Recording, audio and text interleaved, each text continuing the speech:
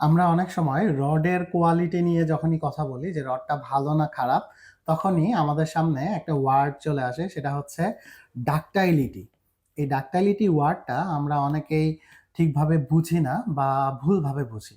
ডাকটাইলিটিকে যদি আমরা বাংলাতে ট্রান্সলেশন করি তাহলে যেটা দাঁড়ায় সেটা হচ্ছে প্রসারজতা। সহজ বাংলায় বলতে গেলে ডাকটাইলিটি হচ্ছে বস্তুর ওই ধর্ম যেই ধর্মের কারণে বস্তুটাকে যদি টানা হয়, অর্থাৎ টেনসাইল ফোর্স অ্যাপ্লাই করা হয়, সেটা ভেঙে না গিয়ে বা ছিঁড়ে না গিয়ে বড় হতে থাকে।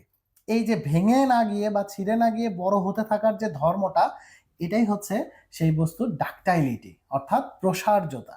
এই ডাকটাইলিটির সাথে রিলেটেড আরেকটা ওয়ার্ড আছে, সেটা হচ্ছে ম্যালিয়াবিলিটি। ম্যালিয়াবিলিটি হচ্ছে ঠিক বিপরীত জিনিস। ডাকটাইলিটির ক্ষেত্রে যেরকম টানের ব্যাপার ছিল, ম্যালিয়াবিলিটি হচ্ছে চাপের ব্যাপার। ম্যালিয়াবিলিটি বা ঘাত সহতা হচ্ছে বস্তুর ওই ধর্ম যেই ধর্মের কারণে আমরা চাপ দিলে সেই বস্তুটা ভেঙে না গিয়ে জাস্ট শেপের পরিবর্তন হতে পারে। যেরকম মেটালকে চাপ দিয়ে বা বাড়ি দিয়ে কিন্তু পাতলা শীটে রূপান্তর করা যায়।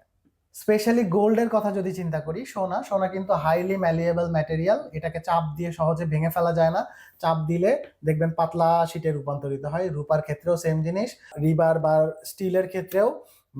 স্টিলও ম্যালিয়েবল ম্যাটেরিয়াল, বাট সোনা বা রূপা স্টিলের তুলনায় অনেক অনেক গুণ বেশি ম্যালিয়েবল।